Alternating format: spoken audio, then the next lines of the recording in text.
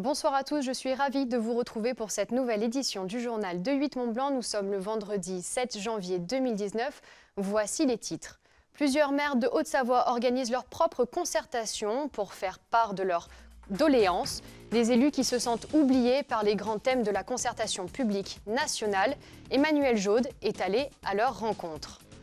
Un nouveau centre médicalisé dédié aux malades de la sclérose en plaques va voir le jour à la Marteraie, à Saint-Joriot. Cette maladie est la première cause de handicap non traumatique chez les jeunes. Un soulagement pour les malades et leurs familles.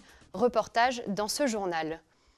Mais tout de suite, on l'a appris il y a quelques minutes, les conseillers départementaux de Haute-Savoie se sont exprimés concernant le projet de fusion des deux départements savoyards. Un projet porté publiquement depuis plusieurs semaines par Hervé Guémard, le président du conseil départemental de Savoie.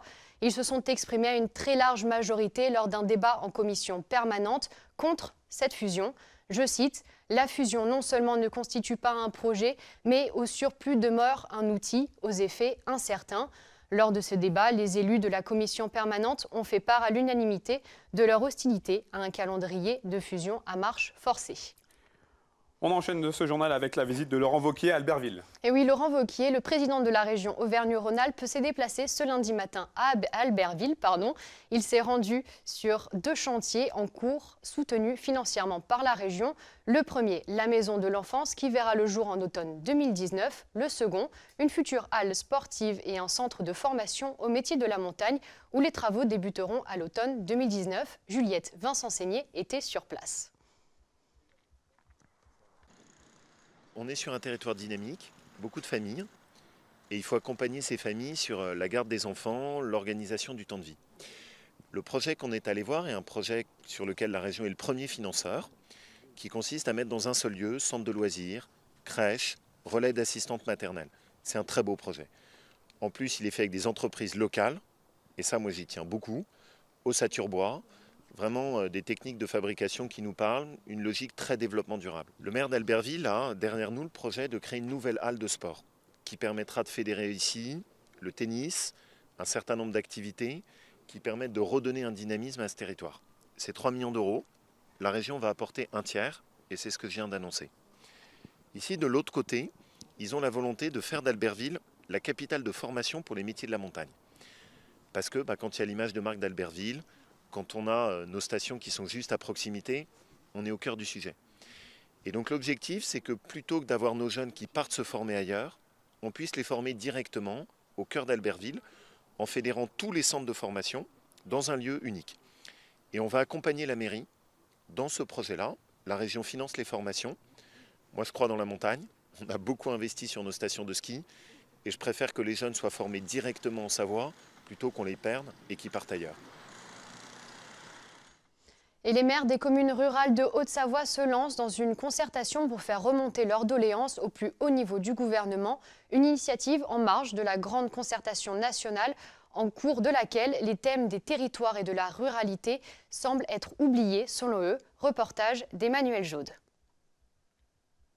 À l'instar du cahier de doléances et de propositions mis à disposition des habitants dans de nombreuses mairies françaises, les élus des communes rurales de Haute-Savoie lancent un appel aux conseils municipaux des villes et villages de moins de 3500 habitants.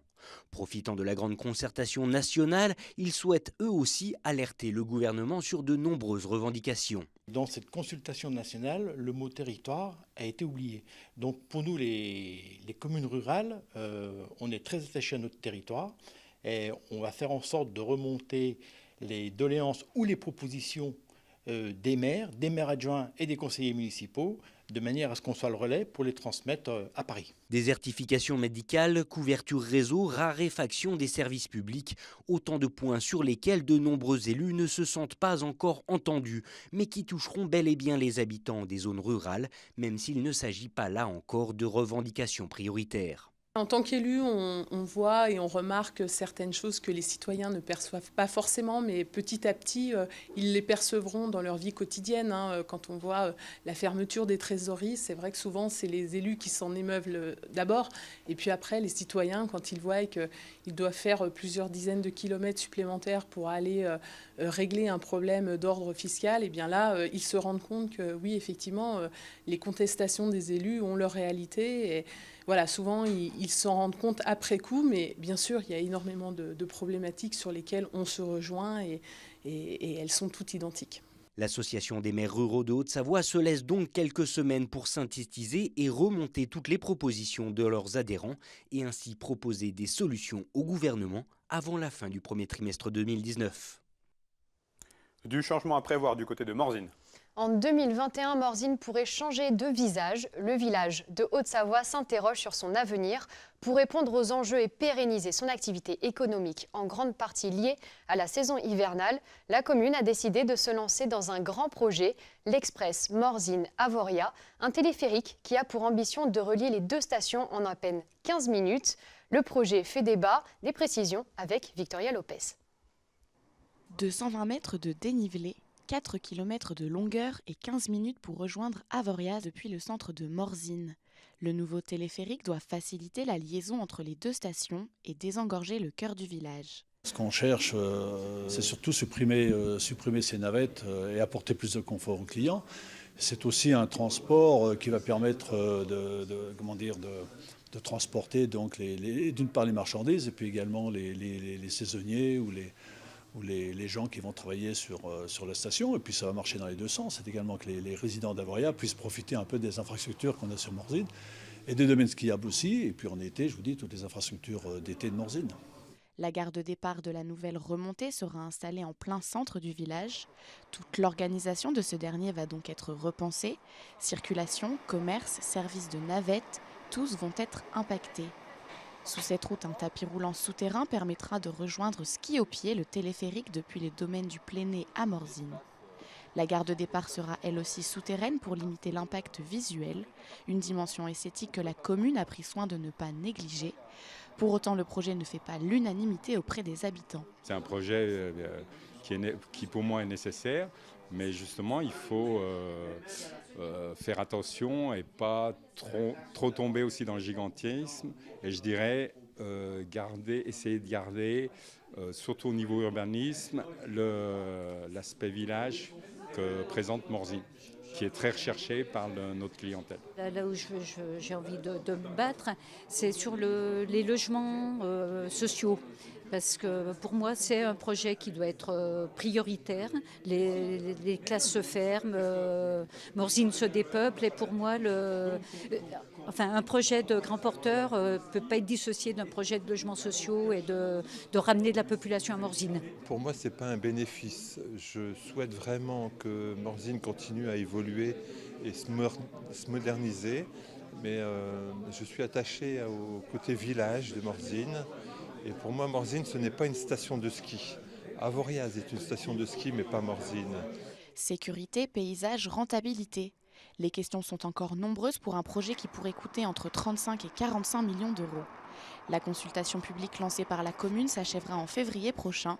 Les travaux doivent débuter début 2020 pour une mise en service de l'Express Morzine-Avoria en 2021. Une petite rectification, vous m'excuserez, Victoria Lopez et Philippine Potentier ont réalisé ce sujet. C'est elle, d'ailleurs, Philippine, que vous entendez à la voix off. Plus qu'une semaine avant la clôture de l'enquête publique sur le projet de révision du plan de protection de l'atmosphère de la vallée de l'Arve, un plan de protection qui s'articule autour de plusieurs points, comme l'éducation et la sensibilisation des populations, l'interdiction des brûlages de l'air à l'air libre, la promotion de chantiers propres ou encore la diminution de la production de transport de déchets. Un premier plan de protection a été adopté en 2012, mais la qualité de l'air dans la vallée doit encore être améliorée. Elle était placée dimanche dernier et aujourd'hui en vigilance rouge pour pollution aux particules fines PM10. On change de sujet avec une très bonne nouvelle pour les personnes atteintes de sclérose en plaques. Et pour leurs familles également. Le 13 novembre dernier, le département de la Haute-Savoie et l'Agence régionale de la santé Auvergne-Rhône-Alpes annonçaient la création d'un centre médicalisé dédié à ces malades. L'établissement va être installé à la Marteraie, à Saint-Joriot. Le centre de soins actuel va être totalement repensé. Plus de précisions avec Victoria Lopez. En 2014, Cécile Monod créait l'association C'est pas impossible avec 3 objectifs. Communiquer sur la maladie de la sclérose en plaques, soutenir les familles touchées et convaincre les pouvoirs publics de la nécessité d'un centre d'accueil dédié. Quand mon frère a été diagnostiqué, il est resté à la maison à un moment donné, puis il a eu un handicap tellement lourd qu'il fallait un placement à temps plein dans un centre médicalisé et adapté. Et en France, il y a 5 centres, donc autant dire qu'il n'y a rien. Le centre le plus proche est dans le Jura, c'est où il est hébergé aujourd'hui.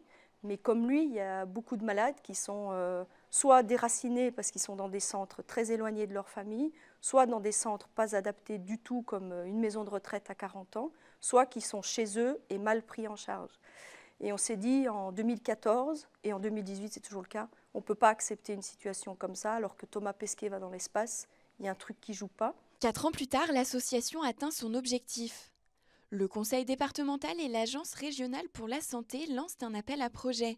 La Fondation des villages de santé et d'hospitalisation d'altitude est désignée pour sa réalisation. L'établissement médicalisé de la Marteraie à Saint-Joriot, sur les bords du lac d'Annecy, va ainsi être transformé en centre spécialisé. Le centre va ouvrir à titre provisoire en décembre 2019 pour accueillir, là où nous sommes, là, dans cette partie-là, une douzaine de résidents. Dans le même temps, nous allons détruire une partie du bâtiment ancien qui est derrière nous pour construire l'intégralité du foyer futur. Voilà. Et lorsque les nouveaux bâtiments seront reçus, cette partie-là sera dédiée à une fonction d'accueil de jour, d'accueil à la journée et aux locaux administratifs de l'établissement. Hébergement à temps complet, hébergement temporaire et accueil de jour, le nouveau centre permettra d'apporter des solutions adaptées face à une maladie neurodégénérative complexe. En France, 11 cas sont détectés chaque jour. C'est la fin de ce journal. Merci à toute l'équipe et merci pour votre fidélité. Demain, vous retrouverez Victoria Lopez pour le journal. Passez une très bonne soirée.